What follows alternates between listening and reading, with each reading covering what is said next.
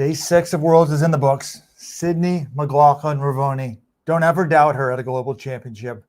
For the 4th straight Worlds or Olympics that she's been at, she's won gold and set a world record. Asterisk next to the world record, but this is the greatest 400 run we've ever seen from a clean woman. Or let me put it this way, potentially clean woman, because she was sensational. 47.78.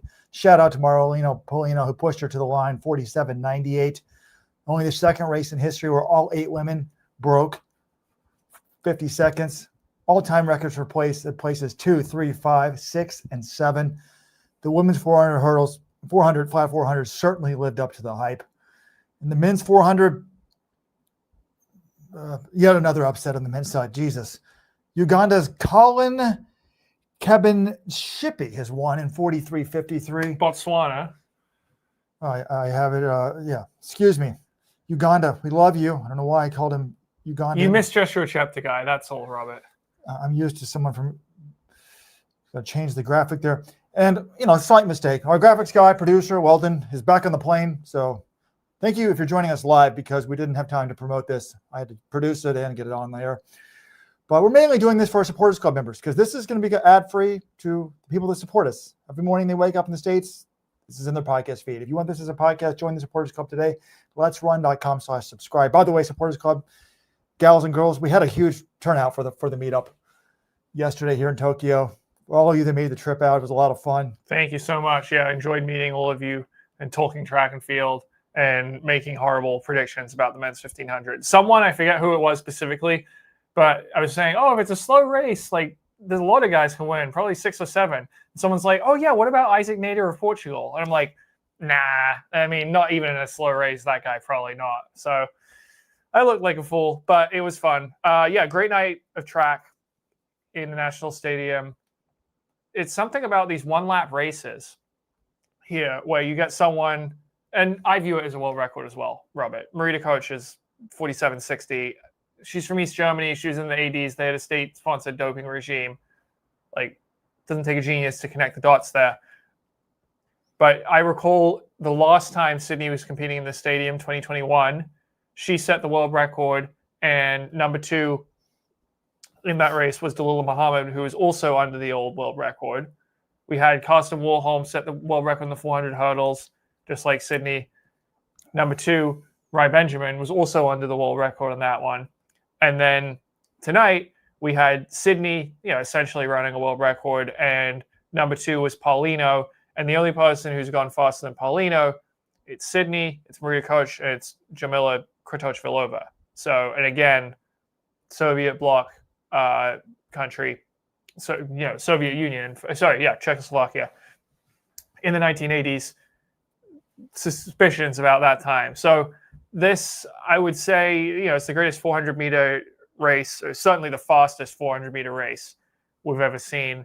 And it was crazy, Robert, in the home straight. It was essentially 2 different races. You had Sydney, Paulino, and Nasser running for the gold. And then you had the rest of the field, all of who broke 50 seconds. Good, not like they were running slowly, but they were just so far back because these are 3 of the fastest women we've ever seen.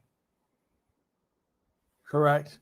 It would count. Well, I mean, I guess if you had like a women's 10K where they were going all out, you'd have something similar, or 5K. But sensational run. This Tokyo Stadium has, we had the greatest 400 hurdle races, men and women's, ever on this track, and now the greatest women's 400 flat. So that was wild. And before that, I guess, we're not really a sprint website at letsrun.com. So, I guess we could keep talking about the women's 400 hurdles. Flat 400, but we're going to want to get to the distances. I can't remember, if I said it off the top, but there was a lot going on in the 800s today. We had the women's 800 going first round, and normally there's not much drama. There was a lot of drama. We'll get to that.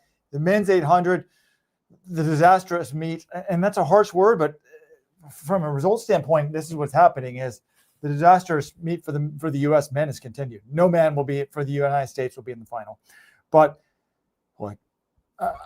in this women's race, you got to give a lot of credit to Paulino. Running blind in lane 9, and she took it out, and she made Sydney work. And coming off, I'm like, oh, Sydney's not really, is she ahead at all? Like, barely, I guess. And no, Sydney was definitely ahead of Paulino. Paulino was closing on her in the home straight. I think you got to give credit to Paulino. She was beaten in the Diamond League final, and she comes out here. She runs the race of her life. And if it wasn't for Sydney's otherworldly 47.78, she would be the world champion again. So, no, it was awesome. And you had her. She was all the way out in lane 9, and Sydney said afterwards, I know she was out there, but I could feel it coming. You know, I knew I had to keep going. So, really a great finish there between the two of them. It seems Paulino never quite got there to threaten Sydney, but she did make her work for it and pushed her the whole way. And that's what you get. With Sydney McLaughlin-Levrone, her championship record is just, she's one of the greatest track athletes we've ever seen in any discipline. And she's a combination of two things: a supreme generational talent, and also someone who consistently, championship after championship, produces her absolute best performances in the biggest races of the year. It's phenomenal how she's always able to peak so well at these championships. Her first one in the Olympics when she was 16, okay, you write that off, whatever. She's a rookie. 2019, I think she would have been under the old world record if Muhammad hadn't beaten her to it. And then since then, she's been to 4 championships, and she's got 3 world records, and really, we consider tonight basically a 4th world record. It's just, and usually she's taking big chunks off her previous best, like, the 50.37 in Paris last year, and now the 47.78. Her PB coming into this meet was 48.74. She PR'd by almost a full second over the last 3 days. It's simply sensational. It reminds me, like, who else does this, Robert, that is already winning and is the best, and then just raises their level up even higher at the championships? I feel like Mondo does it with breaking the world record, but also, like, we kind of know he's capable of some of those higher heights. Bolt would do it in his prime. He'd show up and run world records and championships. But this sort of level to do it championship after championship, it's insane. I mean, she's the GOAT sprinter, right? Well, certainly a long sprinter. Look, I do got to be factually correct. You guys don't view me as a sprint expert necessarily, but I'm an expert in all walks of life, politics, sports, whatever. But John just tried to correct me and say that Paulino was coming on Sydney in the last 100. That's not true. I've got the CIS pulled up, which is the information system we as journalists have. Sydney was ahead by 0.1 coming off the turn, and she won by 0.20. So she ran a 12.91 final 100. Paulino ran a 13.01. So it's kind of interesting. And I thought she was further behind at the start. I don't know.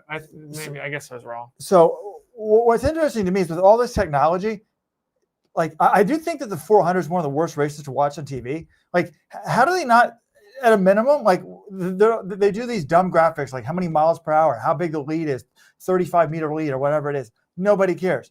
How about in a 400? We get a 200 split pop up in the middle of the screen. Just tell us the 200 splits. 200 is 22.95 for SML, 23.09 for Paulino. So she leads by 0.14. And then the only part of the race that Paulino ran faster than Sydney was the third 100. She runs 11.88 to Sydney's 11.92 to get within 0.1. But then Sydney really pushed, and both of them pushed hard to the line. Sydney's a little bit better, 0.1 to the finish line. 47.78 for Sydney, 47.98. Nacer was really never, I guess she was only 0.03 behind Paulino with 100 to go, but I should say she was never in it. She was only 0.13 behind Sydney at 300. So if she had rolled the last 100, she could have done it. But then over a second gap, to fourth. But just an amazing race. So hats off to Sydney. As critical as I've been of Bobby Kersey, with his work of Thing Mo, you can't criticize him with Sydney's work. No, it's essentially the only criticism would be, you wish she competed more. But the championship performances, there's been basically nothing like it that we've seen. And it's interesting. Sydney afterwards on the stadium PA, she was interviewed by the in-arena host, and she was saying, "Oh, congratulations, this is amazing," all this sort of stuff. And then she said something I thought was interesting. Honestly, there was a lot of doubt from a lot of people coming into this, and I just wanted to show that through God, all things are possible. And I followed up with her. I'm like, who was doubting you? Like, were there Sydney McLaughlin-Levrone doubters out there? And she said, I see things online. I see what people say. And ultimately, that's okay. I think that's what makes the sport great. They want to see great matchups. They want to see people be uncomfortable. And I think today was really a great race for track and field. So maybe the doubters were more, hey, we want to see you do different events or something, which certainly we've said on this podcast. And I think you see why we pushed for it, because this was not like last year going into Paris, where we knew she was going to crush Femke Bol and probably break the world record. Probably break the world record again. Not that wasn't a phenomenal performance, but we kind of knew it was going to happen. We had a good idea. This one, I thought she was going to win, but I wasn't certain, and I didn't know what time she was going to run. And that uncertainty, finally getting to see her race Paulino and NASA, the race we have wanted to see for the last 2 years. It happened. It lived up to the hype. It was worth the wait. I'm just so glad for the sport it happened, and I'm glad that Sydney recognizes that this was a good thing for the sport. And hopefully she continues to push herself, because she is one of the truly greatest talents the sport's ever seen, and it's exciting when she's testing her limits. Okay, I got a question here. After the race, those of you watching on TV, I took the screenshot.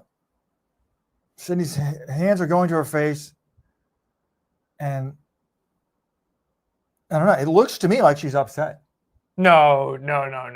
She was like in disbelief. I think she couldn't believe how fast she ran. I was wondering, because later, and I'll pull up the second image. Those of you supporters coming, you can't see, but she's got an eye. Her eyes are closed. I'm like, is that disgust? I wasn't sure, because I had taken these screenshots and I was looking at them.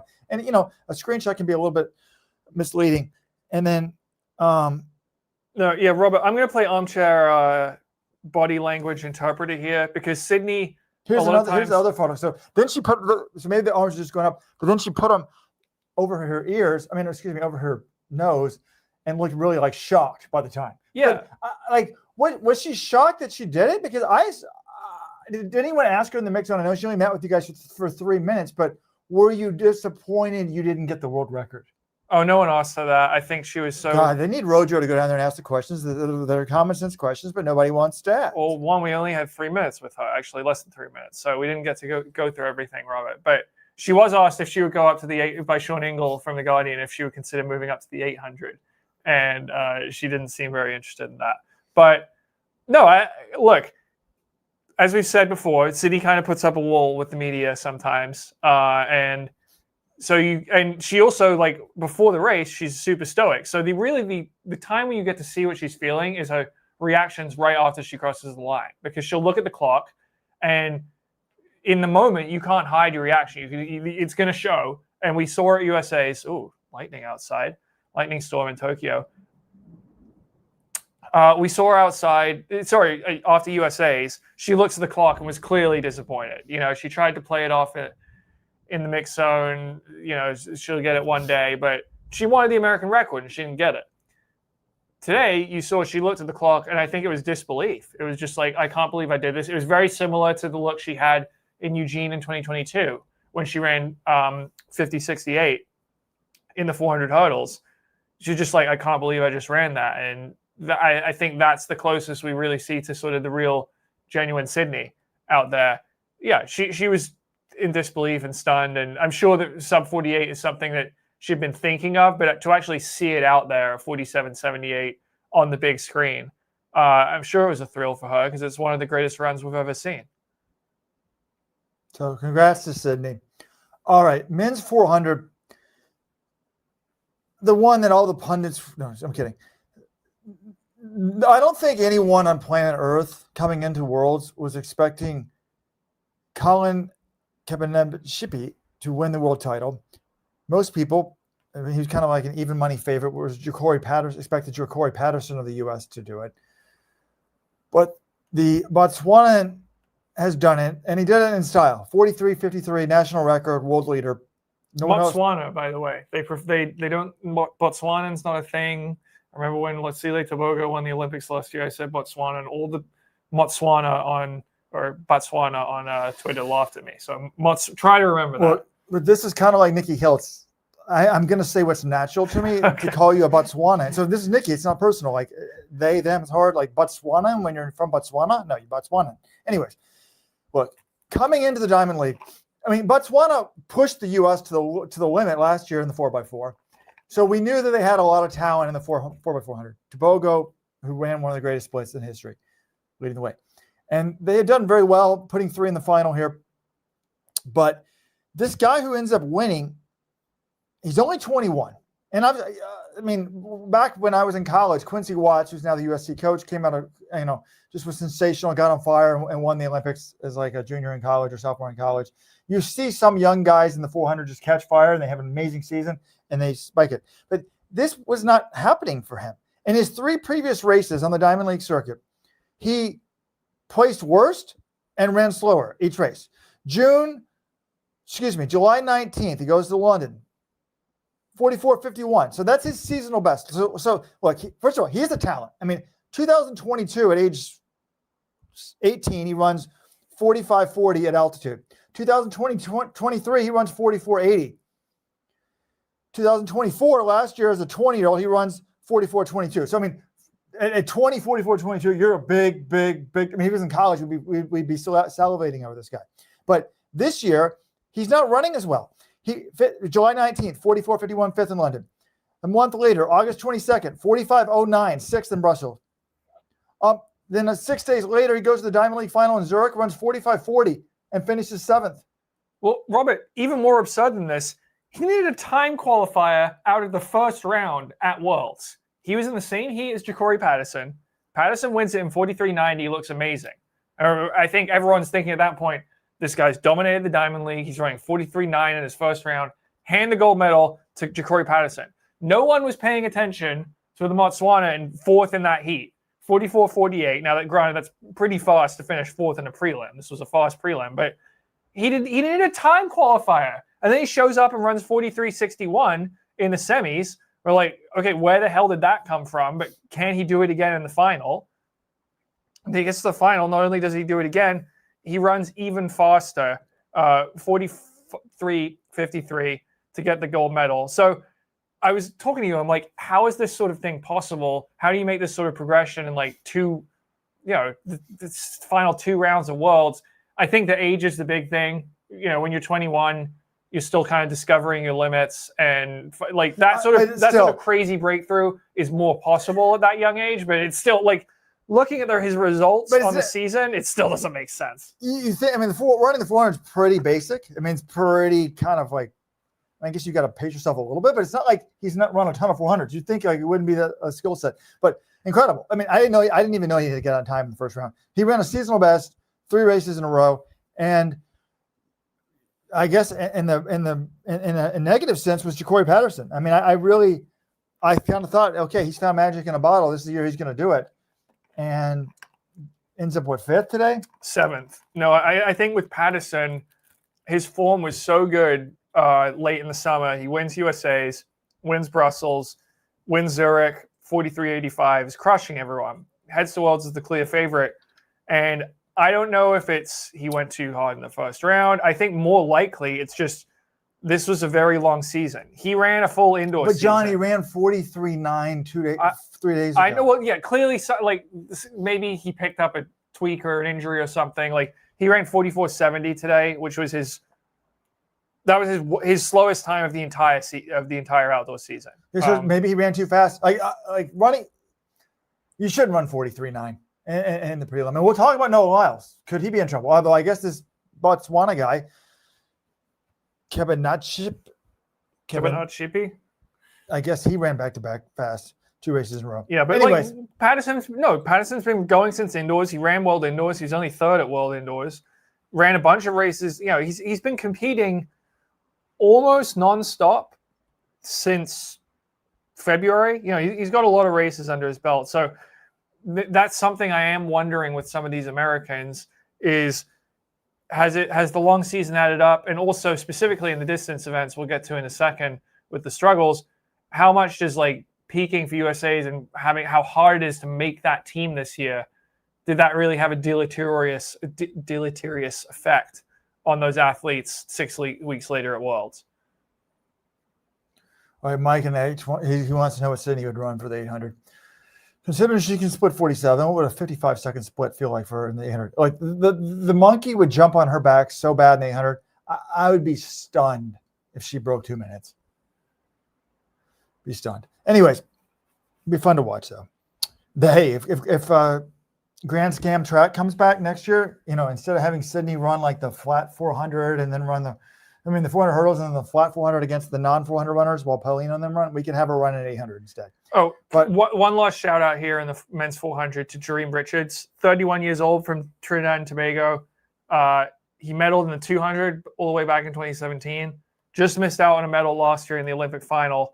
Runs a personal best 43.72 in the final to get the silver medal at age 31. Just impressive to keep it going to get the silver there.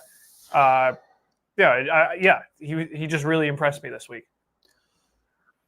People in the comments want to know if Botswana can break the 4x4 world record. All right, I'm going to do the math here. World record is 254.29. I mean, look at this team. Quincy Watts, Harry Reynolds, Michael Johnson, Andrew Vollman. If the relay, generally, 4x4, you think kind of a second worth the running start. They went 44.5, 43.6, 43.2, 42.94. So we got the 43.5 on the anchor. So take a second off there, second there, yes.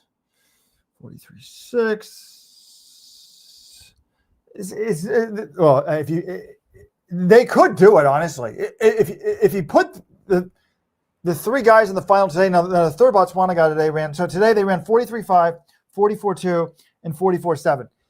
I'm worried about the eighth guy, but you can't have any bad legs, obviously. If you put the three guys today and then take a second off for the real running start and then add Tebogo's leg in from last year's Olympics, then yes, they could probably do it. But you got to be pushed to the line, and Tebogo has been a little bit behind where he was last year, and we don't know that these guys are going to still be in the same form then because they don't probably have as much depth as the U.S., so they're probably going to have to run the prelims. So, but it's an interesting thought, and it's fun to see. I heard a number of guys. I forgot who the other guy was. Just saying, like they did it for Africa. They have a lot of pride, so good for them. All right, let's go to the 800s. Oh well, let's get the other non-distance stuff out of the way.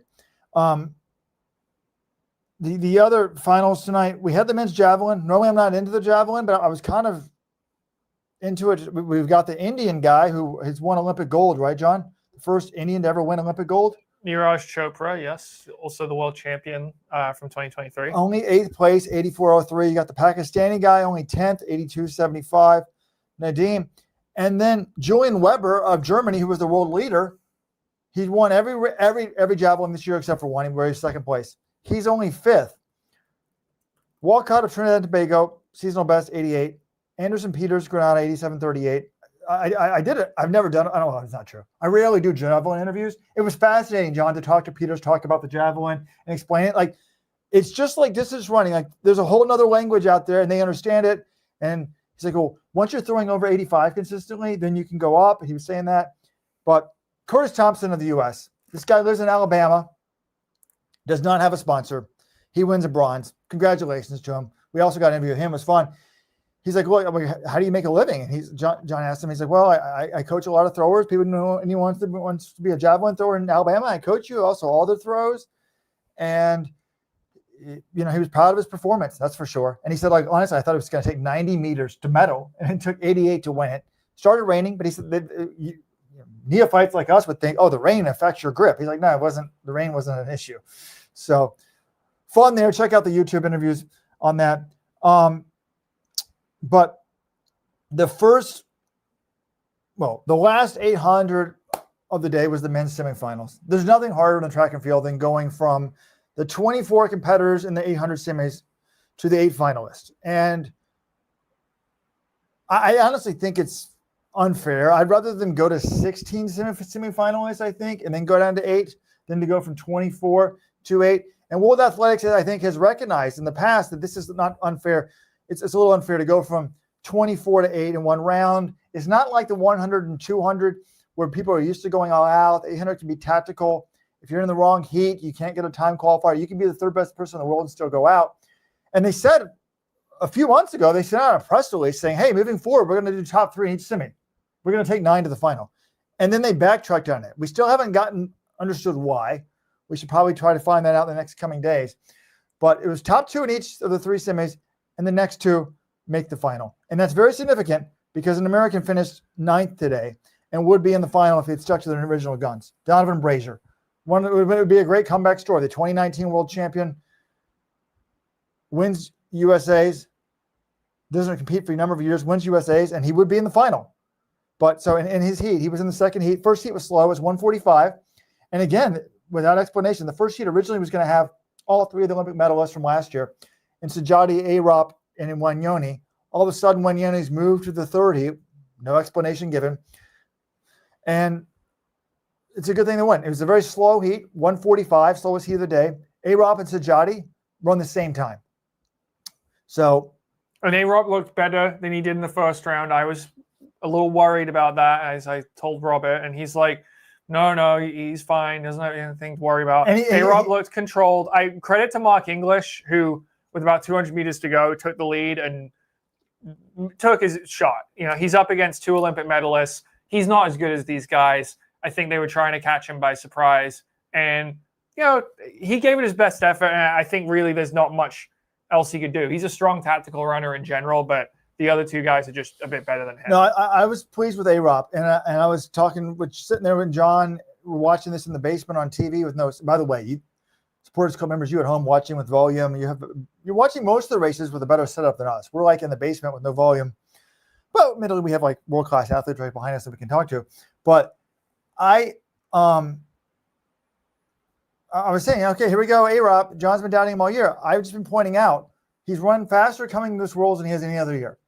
And I thought he looked good. He didn't go to the back like he's been doing in recent races a lot of the time. He got to the front, kind of controlled it from the front. Good race. Ben Patteson, who medaled at the last Worlds from Britain, did not make it. He was 5th, 145.84. Interesting interview I put up on YouTube, John. He was like, yeah, like obviously he's frustrated.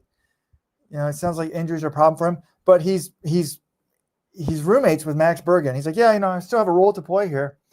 He's like, I think Max Bergen can win it. And Max, we'll talk about him. Max was second in heat number 2, auto qualifier. He's like, I think Max can win it, but sometimes he gets a little nervous. And I can't remember the exact language, but he said something like, he'll wake up on the day of the final and he'll be pale and basically mute. And I try to get him to relax. So, well, I think Max Bergen's always pale. Coming from another member of the pale tribe, I think you can. That's just how you look. Anyway, so that was the first heat. The second heat, we've got Brazier in it, and Brazier got out pretty well for the first 100. He could have clearly gotten to the lead, and it was like he got pinched. And he told Jonathan afterwards, he's like, I desperately did not want to lead this race. He's like, I haven't been leading races. I didn't want to lead. So he gets in on the rail and was kind of boxed in for most of the race. And I was very worried. I'm like, how is he going to get out of this box? One of my mattresses about 800s, it always opens up. He just stayed patient. Eventually it did open up. And in the last 100, he had some work to do though. And he moved up from 4th, and at the line he leaned, and he out-leaned Italy's Francisco Pernisi, 143.82 to 143.84. So I was like, okay, good. It's very important that he finished 3rd because there's only 2 time qualifiers. Ireland's CM McPhillips, this has been the revelation of the event. He wins the heat, 143.18 with Bergen. Remember, Bergen pushed Wanyoni to the line recently in the Diamond League, 143.37. So they were significantly ahead of Brazier and Pernisi. So Brazier wasn't a great tactical, it wasn't the easiest tactical race. He was boxed kind of in like 5th or 6th until the final 100. But Bergen and McPhillips were better than him, John, even if he wasn't boxed. Yes, I think, running 143.1 in the semi, that's so good. You know, normally you run 148.38 as Brazier did. You're feeling pretty good about yourself. He just couldn't make up the distance because they were closing so well.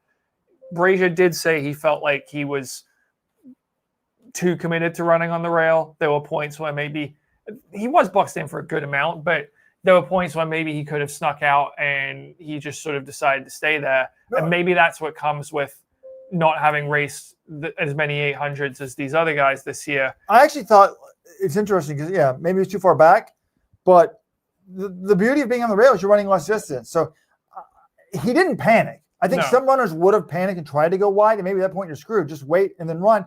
I saw the 143.82. I'm like, oh, that's probably going to do it. That might make it. And then they have this thing called the hot lounge or the hot chair, and then they sit them on the trackside, and like the two time qualifiers are on the screen. And I'm like, John, I don't like that. It's like a spectacle. What did Brazier tell John afterwards? He's like, I don't like it either. I feel like they're.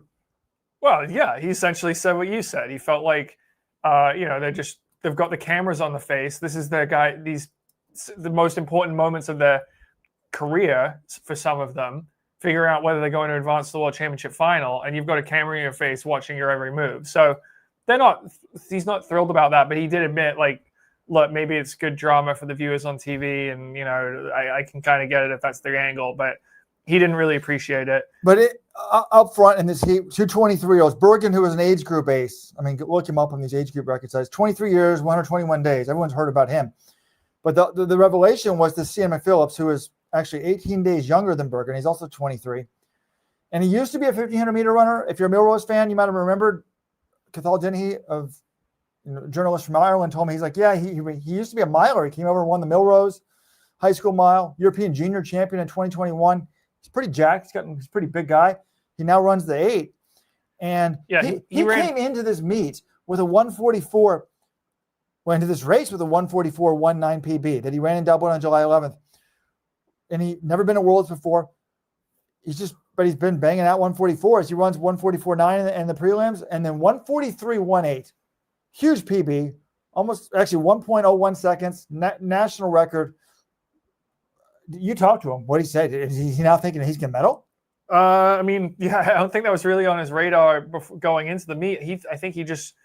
I'm trying to remember if he said his goal in this meet was just to make the semifinals. He said anything after that is gravy, essentially. So now he's in the final.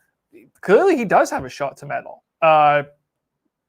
He ran 143.1 the way he did, looking fantastic in that semifinal. And it's actually interesting. I always talked to our friend Carl Dennehy, friend of Let's Run, who suggested the same thing that you just did, Robert, in terms of going to 16 for the semis, and then you just get top 4 in each. You get rid of the time qualifiers, and it's a little simpler to go from semis to final. It would also inject some more jeopardy into the first round. But I was talking to him, and I always sort of like, hey, you got a finalist there. And he's like, oh, yeah, he was excited about that. But Ireland has more men in the combined 1,500, 800 finals than the U.S. does at this meet. Koskinen made the 1,500 final and finished better than Jonah Koech. Now, Cian McPhillips is in the 800 final. The U.S. will have no 800 finalists. Now, and there's no doubt about it. It's been a disappointing meet for the U.S. men. There was some idiot on the there's a thing called the internet. Well, I guess you're probably watching us on the internet right now. Some of you might be on a Roku or something, but it's still coming through the internet. But there's a thing like there's a message board on the internet, and some idiot on there like a few weeks ago wrote like, could be a historic year for the U.S. Like never in history has there been a U.S. realistic gold medal hope for the U.S. men in all the distance races, 800, 1,500 steeple, 5K, 10K on the track. And that's significant because, actually, I was that man. I'm kind of making fun of myself. That's significant because in the history of the World Championships, right, Donavan Brazier is the only U.S.-born man to win a gold medal in the 800 and up. The World Championships. Bernardo Legat won, and the marathoner born in South Africa also won. Mark Platjes, yeah. I mean, Legat won more than one. I had it up on the message board, but look, we had, you could see Fisher or Young winning in the 5 and the 10. Hell, in the 5, you could even have Cole Hawker winning. We still have that to be played. Number of medal contenders in the 1,500. Kenneth Rooks won the silver last year in the steeple, and we've gotten no medals in the 10K. We've gotten, I think Fisher was a high. Young was fifth in the 10K. Yeah, we got no medals in the 1,500. Hawker and Strand didn't even make the final, and Coach was 13th place. And now we don't even have any finalists in the 800. And look, the 800 is dicey. we just said it. The semifinals are hard, but it's a disappointment. We came into this meet with 4 of the 8 fastest guys in the world. Right. I don't think it was, maybe you can accuse us of jingoism in terms of Well, saying, Mahoney's not here, obviously. But but no, in saying like, oh, the Americans have all these great shots to medal. Well, based on their performances at the U.S. Championships, they absolutely did. Did you see how good that 1500 final was? Like with Koech closed in 12.5, Strand was and Hawker closed in 12.5. Like they had the wheels. They looked good. With 3 guys run 142 in the 800 final. Well, no, it's like you had a lot of guys. Nico Young won a Diamond League. Like I'm not. It's been a random meet. I mean, a lot of these guys had 20, 30% chances, and it just hasn't broken their way. I still think my take was fine. But no, expectations are high. Like 10 years ago, we might have been fine with these results. I would also say that when no one seems to be having things break their way, then you start to wonder. Does the fact that the U.S. is as competitive? No. Let me finish my point, please. Is the fact that the U.S. is as competitive as it has ever been in pretty much all of these events, and therefore the U.S. team is harder to make than it has ever been in these events, means that they're peaking a little earlier, no. Or they have to work too hard to make the team, no. and then come back 7 weeks later, or 6 weeks later at Worlds, and they struggle. We had the same competitiveness last year, and we got a lot of medals. It's just so we got a little. We had a little luckier meet last year than Look, the only thing USATF, I'll give you this. USATF put the meet on the last possible date. That's what you want. Just the strike with iron hot. I think the best way to get rid of people ready is to make them earn the spot. This revisionist history of, they're peaking too early, it's too hard. No.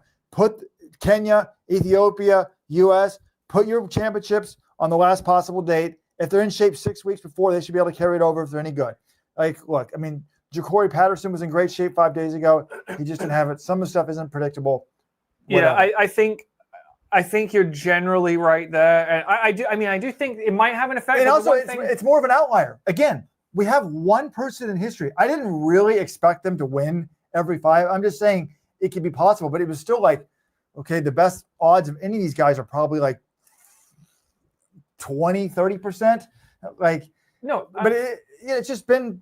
It's hard. It's hard to win global medals, right? Yeah. I didn't expect Hoppel to win a medal. I thought Brazier maybe could, but I think the 2 medals are already taken. So I'm like, that's going to be tough.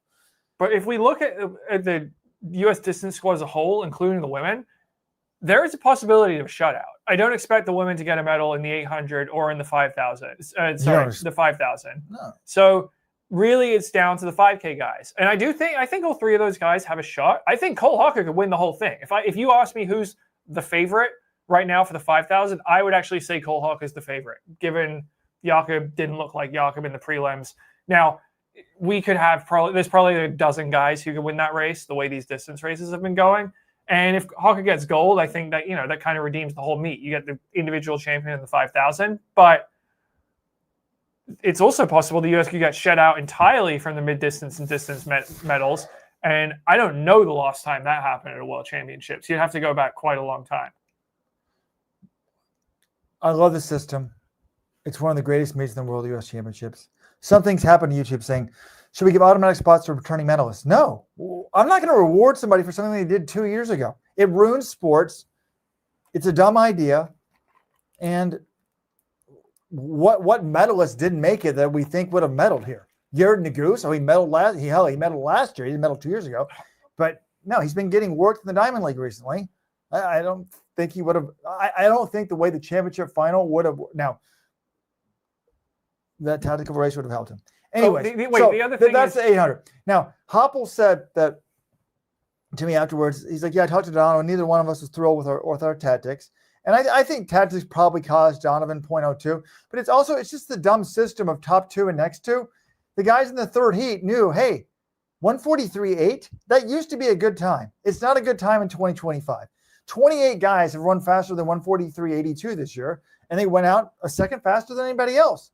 Brazier ran a fine race. He ran a good race. Like, it wasn't perfect. He'd already won 142 at USA's, but it was a pretty good race. Got the tactics a little bit wrong, but he saved a lot of ground. And if he made the final, he would have been in there for a medal. I'm not saying he would have medaled, but I think basically almost anybody in the 800 final can medal. And just look, Donovan, we're glad to have you back, and whatever. Like, let's go to the women's 800. Unless there's, I'll make sure that. Well, I do have one more take to fire off, just to push back on some of these message board people. I've seen several people say like, "Oh, if Cole Hawker was in that 1500 final last night, he wins that thing easily," or that's exactly set up for him. I'm not convinced by that. I mean, Nader closed in 12.28 for his last 100. Can Cole Hawker do that? I mean, I haven't seen him do that yet. Maybe he could. He's got a great kick. But for people who are just handing him the gold medal and like, oh, he would have blown those guys away because of what he did at the Olympics last year, I'm not convinced of that. Yeah, he might have won. But like gun to my head, you put him kicking with those guys at the last 100, I'm actually probably going. I mean, unless if he's with Laros and Whiteman, if he's right there with them, I think he would hold off Nader. But I don't think he's closing faster than Nader the last 100. We'll never know. Yeah, but he hasn't won a $1,500 all year, so you can't see. It's absurd to say he definitely. We'll see how he looks in the 5,000, but no, you can't say that. And it's just hard. It's why I said Grant Fisher would eventually medal. I said he's going to get enough cracks at the Apple when he's a 30% chance for a medalist that he's eventually going to do it. But it's like Tall France does it. It's not like Brazier's the only fast guy not making it. Tall France won 141. He was behind Brazier. Patteson medal last time. He's not in the final. It's just there's the world. The coaching is good worldwide now, thanks to the internet. There's a lot of good guys. It's extremely hard. Women's 800. Now this was surprising because first round women's 800 is not nearly as deep as the men, and normally there's not a lot of surprises, but there were surprises from start to finish. First heat, Keely Hodgkinson's in there. Okay, she's going to win the heat, and she did 159.79. But U.S. champion Rosine Willis, I really thought she had a chance to medal. I think I picked her in a prediction contest. I think she's tactically very savvy. She's a U.S. former world junior champion. She's not out of the first round. She finishes fourth. She ran hard. It was like Brazier. She knew that every spot counted. She leans at the line, gets by 0.01. She runs, but it's 2 flat 0.24. It was a slow race. Speaking of our medalist draft before the World Championships, we said we had a fantasy draft where Robert Weldon and I all picked teams, and we were going to score them. I think it was 3 points for a gold, 2 points for silver, 1 point for a bronze, something like that. Right now, we're all sitting in a 3-way tie of 0 for all of our teams. So whoever had Cole Hawker on that team, I think all of us had one of us each had Hawker, Young, and Fisher because they were all doubling. And those are the 3 distance guys left in a final. So essentially, if one of those guys medals in the 5,000 final, that's who wins our fantasy draft contest. Anyways, 2 flat 0.24, you're like, is that really going to hold up? And no, it didn't hold up. She didn't speak to the media. We have no idea what's been going on. She was distraught, in tears. Again, I was critical of Kerr. I do think, look, I think it's a sign of professionalism to speak to the media. I do. Like, I get it, you're upset, but there were some people that were with much higher expectations in this field who ran way worse than her, who came in and spoke to the media. And some of these people, like Kerr, Holloway, Rosine Willis, not speaking to the media. Anyway, credit Prudence Sekgodiso. We'll get to her. Okay, because she did speak to the media and she was devastated. Well, she should have been. But second heat, nobody runs faster. Bourgine of France, Mary Morat. Well, Mary Morat shows signs of life, though. This is a woman who, she's the reigning world champion, of course, but early in the season, very up and down in Grand Slam track, did not take the 1,500 at all. She did win the 800 in Miramar, but she was 8th and 5th in the other 2 Grand Slam 800s. She ran 157 in Stockholm, but then only 9th at the Pre-Classic in July in 2 flat, and she has not raced an 800 since then. She ran a 1K in Monaco. That didn't go well either. So really, a lot of questions about her. She looked good today. By the way, the last place in this heat was Ethiopian's Nijis Getachew, world indoor silver medalist this year, had run 157.01 in her last race. So everyone says, oh, we got to pick the team. They peaked early. Well, she ran 157.1, and then the Ethiopians haven't really been racing much on the circuit. That was July 19th. But she got in form, so you'd pick her. And she still laid a goose egg, last place. So do not get rid of the U.S. system trials. It's a great meet and makes the sport fun. And it's like, do you want to get rid of the let's just place the Chiefs and the Patriots in the Super Bowl over here. Anyways, so that's look, Heat 2, no one beats Willis time. Heat 3, no one beats Willis time. So I mean, they're running 2:01 to win. And I'm like, Heat 3, Jesus Duguma wins at 2:01. Maggie Congdon of the U.S., no problems. She looked great. She was right there. Yeah, qualified comfortably. So very, very good start for her. And the shocking thing was the last place finisher. Shafika Maloney, former Arkansas runner. She still trains in Arkansas. She runs for St. Grenadine and St. Vincent and the Grenadines. St. Vincent and the Grenadines. Had no sponsor last year, was like almost homeless, and now she's got a Puma contract. 4th in the Olympics. She came, talk about it's just hard. She came into this race after finishing 3rd or 4th in the Diamond League final in a personal best, 157, form of her life. She runs 2:03. I didn't actually see the race. I was watching Cogden. I didn't realize her. And afterwards, I'm like, well, what happened? She's like, well, you had that in-depth interview. She's like, I have no idea. She said, I don't know she said it about 5 different ways. And I get it. Like, we kept asking for, like, try to find any insight. Like, had your training gone badly? Did you pick up any sort of injury? Did you feel weird in the warm-up? And she's like, no, everything was fine. Everything was normal. I thought I was going to run well. And I'd have to figure out what went wrong. So well, I will say one thing as a former coach. Shafika, you didn't listen to coach. Because she did say, well, I don't know what went wrong. But she's like, what was the game plan? She said, coach told me to take it out in 57. She went out in 6th place in 60.44. But I goes, it's not like that. She only had 63 in the last lap. Maybe if you got in 57, run 63, you run too flat, and maybe you end on time. But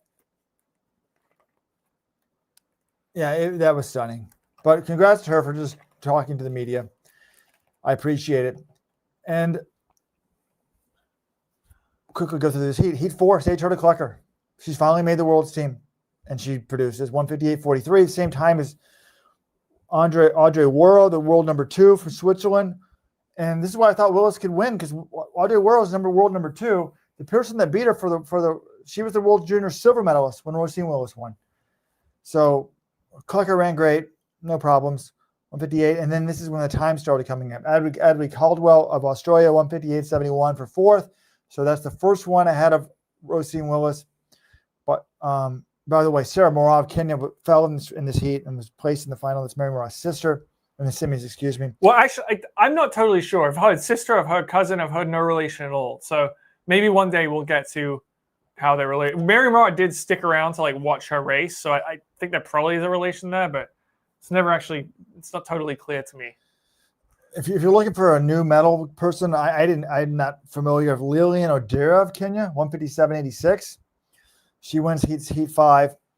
And I guess the only significant results here was Halima Nakaya was only 4th, former world champ, right? Way back, surprising world champ. Well, and Jamariki was eliminated in 5th. Heat 6, Georgia Bell wins it, looks fine, no real issue there. What was her explanation for why she wanted to run the 800, Robert? By the way, Nakaya did get in on time with that mark, 158. So time qualifier there. They don't list it on this page. Ricky is not making it surprising. No, heat 6, Hunter Bell wins the heat. Galvadine, who used to be of Oklahoma State, 2nd. Hollingsworth of Australia, 3rd. I made a point of sticking around talking to Hunter Bell. I said, look, why did you run the 8? And do you kind of regret running the 8 after watching the 1500? She's like, look, I just wanted one Worlds where I was like all in on the 8. And she's like, I felt like she thinks it's really hard to run the 8 after the 15. She's like, if the order was reversed, I probably would have doubled. And she did also say, though, look, if I knew that Waltesi wasn't running the 1500, I probably would have run the 1500 as well. She would have doubled this year anyways. She made it kind of the 800s like the events she grew up with. So there's a special aspect to that. But then she also said, like, look, I watched the 1500, and now I'm feeling maybe she's trying to convince herself I didn't make a mistake not running the 8 because there was a thread saying she should have run both or run the 15.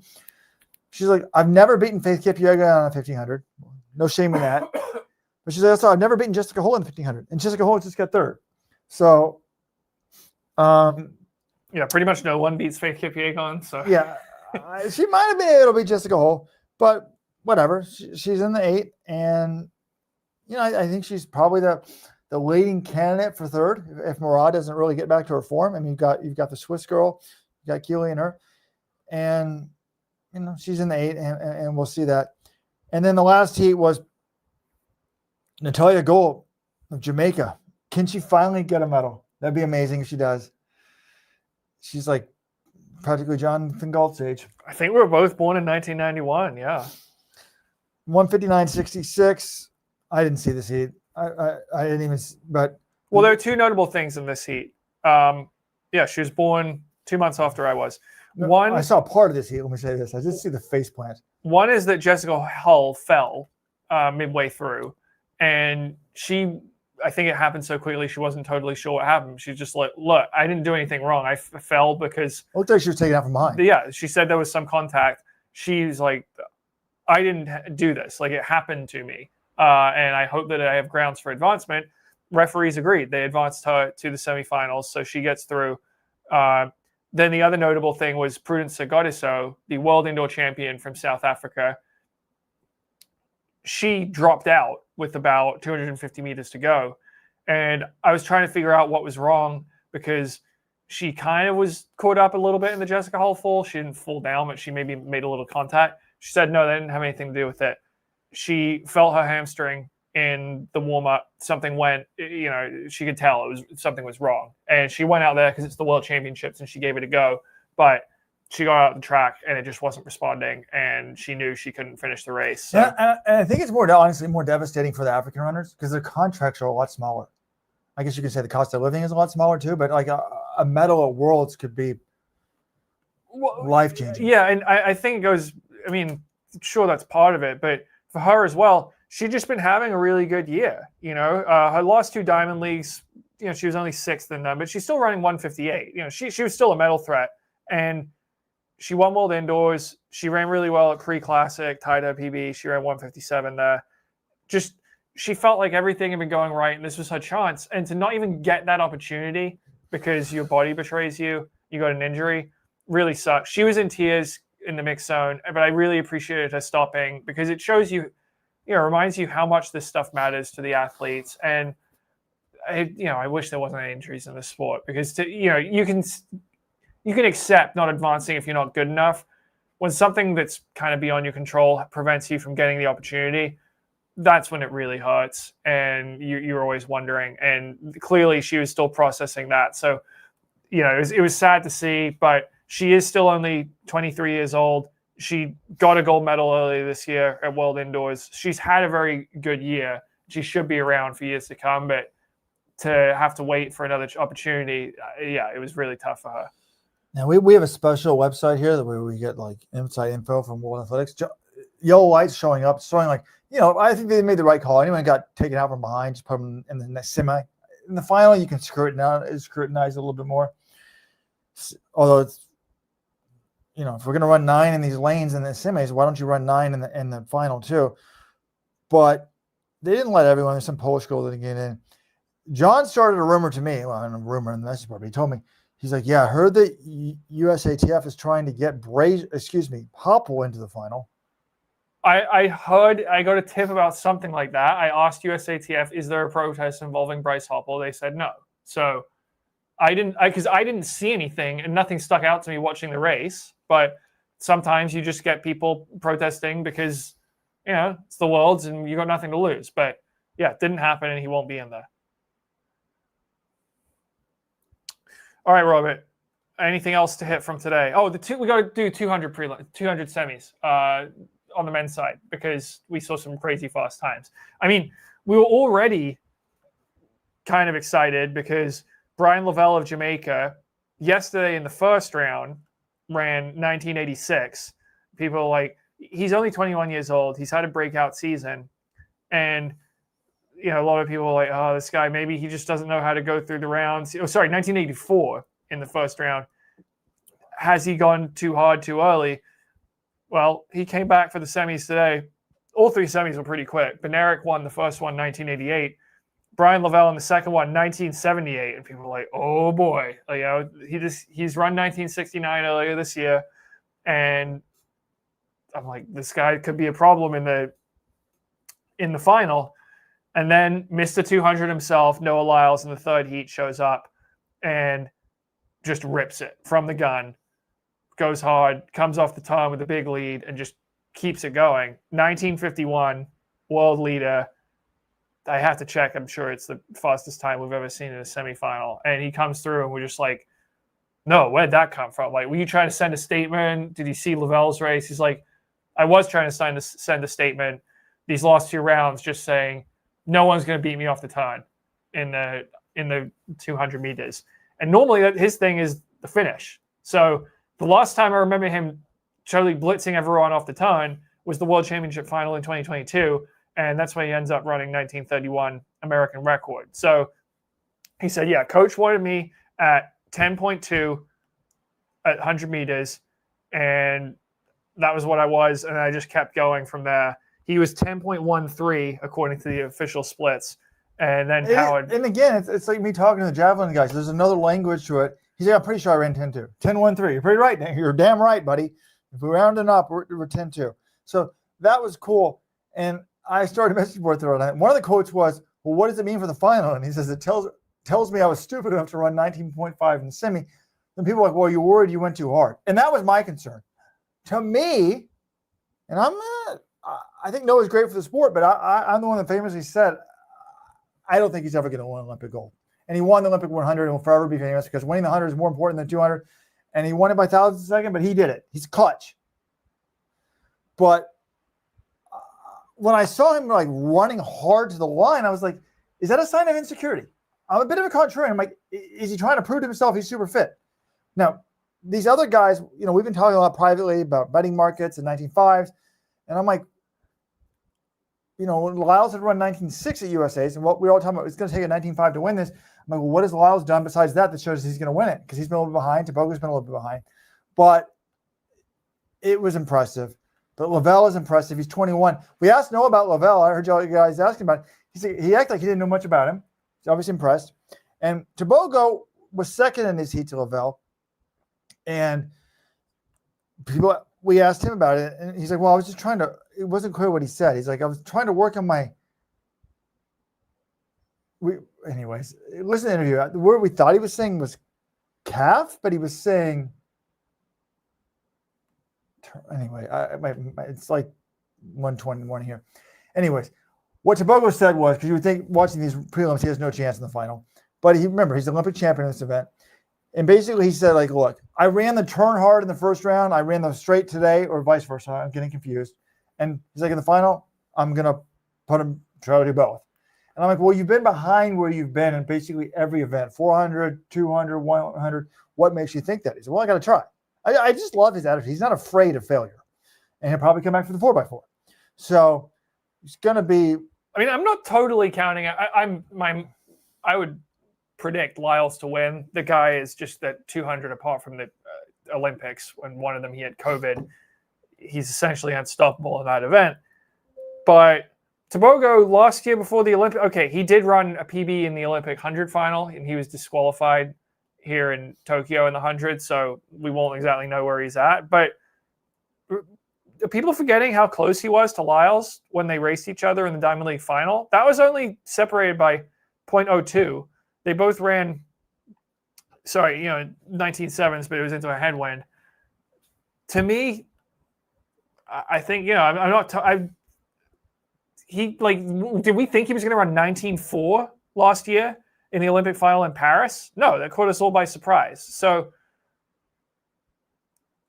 he's certainly on my radar as like, okay, we might see some big jump out of him, but I don't know. Noah also said like he expects to go up a level in the final. And he said this before. The thing, coming into some of these championships, he's like, oh yeah, this is going to be really special. And when he won the 100 in Budapest, a lot of people were thinking, oh, okay, his 100 speed's better than it's ever been. Is he going to come close to maybe challenging the world record because he had run 1931 in the 200 the year before at the Worlds? He wasn't close in Budapest. And I think it's because it was his 6th race of the championships. And it's not easy to be running a personal best when you've had that many races under your belt. That's the other question with Lyles.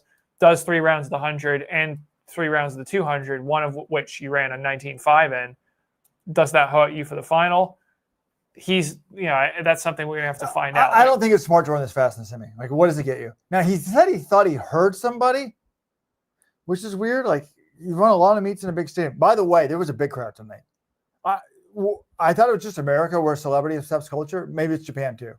Sydney, I think, moves the needle. I was stunned. Let's Run Nation. We're obsessed with the men's 1500. It's one of the smaller crowds last night. Tonight was packed. When Sydney came out there, they were excited. I wouldn't say it was packed, but it was pretty damn full. And it's interesting, these 200. I put some money down on Noah Lyles. He had dropped. Lavelle was the favorite. Lyles was a 33% favorite before the semis. Now he's up to 63%. And, Lavelle's 21. We just saw the Botswana guy. Sometimes these young guys, it's like, oh, it's the phenom. The talent shows up. And I think sometimes it's hard to predict, which is unusual. It's perfect. Nah, not if they're whatever. The other thing that I was going to say was, all right. Oh, shit. Anything else here, Robert? I feel like we can close out with Thursday night's action. We didn't mention the women's 5,000s, but Shelby Houlihan made the final, as did Josette Andrews. Shelby Houlihan told Jonathan Gault, I think I'm in my best 5,000 shape I've ever been in. Sub 14:20, which the American record is 14:19. So, Josette Andrews is like, I'm not, I like to be competitive. She's hoping it's kind of tactical final, doesn't want a time trial. And then Elise Cranny did not make it, and she basically said what she said in the 10K. It's depressing to finish 9th and 12th every year in the 10K and just be nowhere close to these people. I don't know really what to do. So I said, what about moving down to the 1,500? Like, the U.S. women are much more competitive in that event. We've never, ever medaled at the global level in the 5,000. And she's like, well, that's what I'm doing for next year. So Elise Cranny's moving to the 8 and the 15 next year. She wants to run 158 and 355. And I said, hey, Elise, if you're going to run 355 in the 1,500, you might as well run 354.9. That's the American record. So I've given her the tip, folks, the tip. Great coaching there, Robert. I don't have the whistle around me right now. But tomorrow, day 7, on tap. We've got both 200 finals. Those are going to be the highlights. Oh, my God. And we also have the 400 hurdle. I said privately within the Let's Run debates, I said, why Benjamin's the favorite? The betting markets now agree with me, but Warholm's the world leader, I believe. Femke Bol, can she win another title? We've got the 800 semifinals for the women. And 5K prelims. Can America finally pick up a medal? Oh, and that was the one thing I was going to say. I mean, look, we're bashing the Americans, but we shouldn't be. Like, in the sense of, yeah, they haven't won anything, but it's not like it's been horrific. Hawker got DQ'd. Fisher and Young. What do you mean it's not like it's been horrific? It's been pretty horrific, Robert. So you think Donavan Brazier, the results have been horrific? Yes, that's what I'm saying. I know. I don't. You look at each individual outcome, and Koech was bad, but I knew he was injured, so I wasn't expecting much for him. Right. Strand was disappointing to me. But he's had like a really long season. No, I mean Brazier.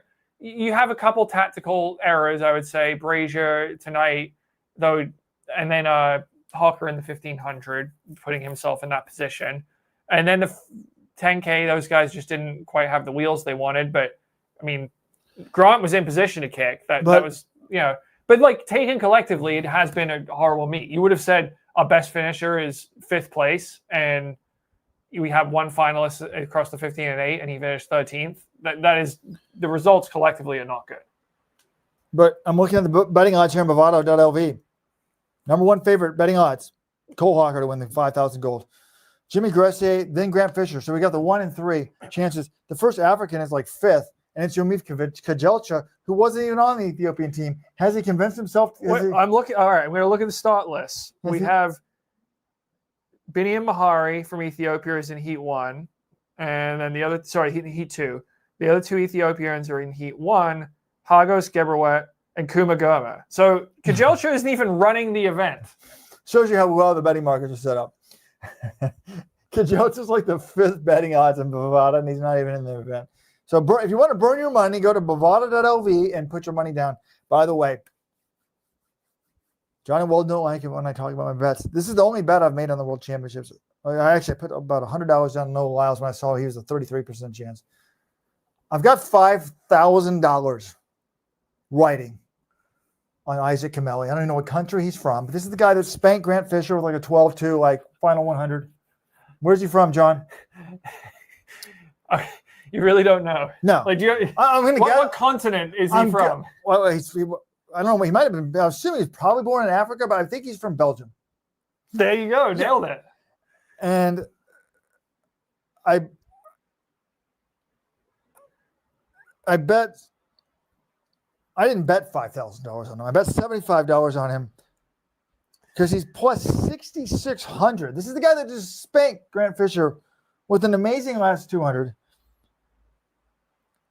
And but Robert, the question is, can African-born men win distance finals? Well, we know American-born men can't, so somebody's got to win it, right? Anyways, it'll be fun. We miss you, Weldon, our producer, the founder, the inspiration for the website. He's had to head back for his daughter's debut soccer game at 5 and Under League. Robert, have you been coaching your son remotely? Don't you guys have a game like on Saturday? How are you handling it? I'm not going to lie. I'm going through like a midlife crisis here. I mean, on the one hand, other journalists are like, wow, you look so good. You've lost so much weight. Like, what are you doing? Are you on Ozempic? Like, no, I'm just like, So that makes me feel good. On the other hand, my wife's like, everything's going so smoothly at home. The assistant coach does an amazing job at soccer practice without you. He really motivated the kids. I was like, oh man. So I got to get back for the make sure they don't miss me. Okay, and then before we leave, Coach 23 wants to know JG's Media 800 results. I was the only one from Let's Run to enter the Media 800. I didn't run bad. I ran 2:24, and it felt really hard, which is embarrassing to say because I used to be able to run that pace for an entire 10,000 meters. And it's rough, man. Well, that's true, but at least you're not like Orange Theory doing like a 2-minute segment at your marathon pace like I am sometimes. Yeah. Look, I would make excuses for John. Like, we've been going to bed. Folks, supporters members, I mean, we're not complaining. We still haven't totally adjusted the time change. It's a bizarre time change, 13 hours. But we finished this show. It's 1:30. We generally write a recap till like 5 and then go to sleep. And then John got up in like 1 or 2 hours sleep. Yeah, and I haven't been running. I've run once since I've been here because it's 1,000,000 degrees every morning with 75 dew point or higher. So these are my excuses. And I ran in trainers. I haven't really done any training. Didn't do speed work. That's my classic excuse. So and I'm getting older. But really 2:24. I need to shoe execs rededicate myself for 2027 in Beijing. Redeem myself there with a smarter performance. Shoe execs. Hell, athletes, we know you're listening to the pod.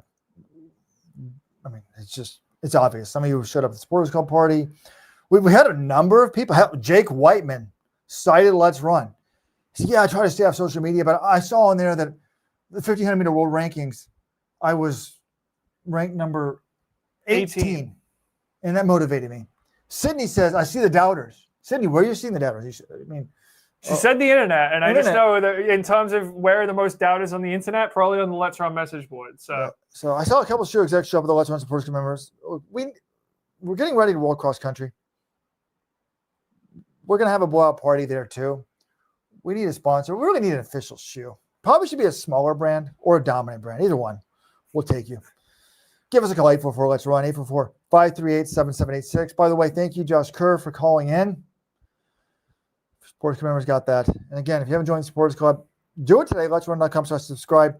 If you're listening to the show, like, follow, thumbs up. I don't know how that works. Do the normal things. You're supposed to follow us on YouTube, I believe, and Twitter. And leave comments. tell your friends, give us a rating, all that stuff. Anything you can do to spread the word. It's great interacting with you on these live shows.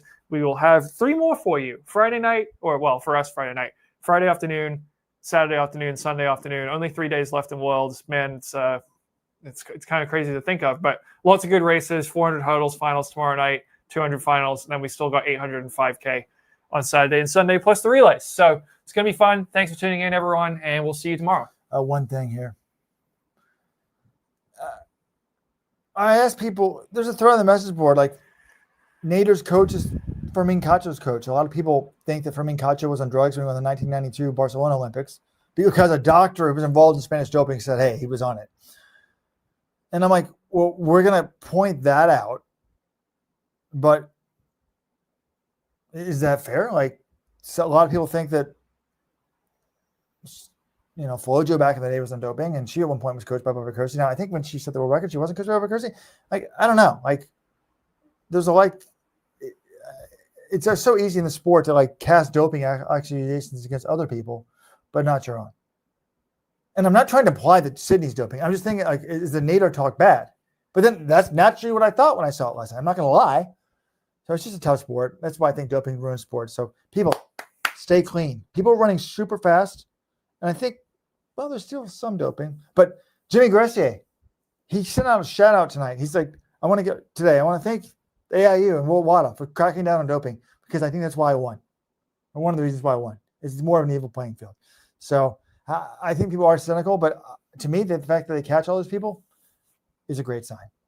So until next time, good night.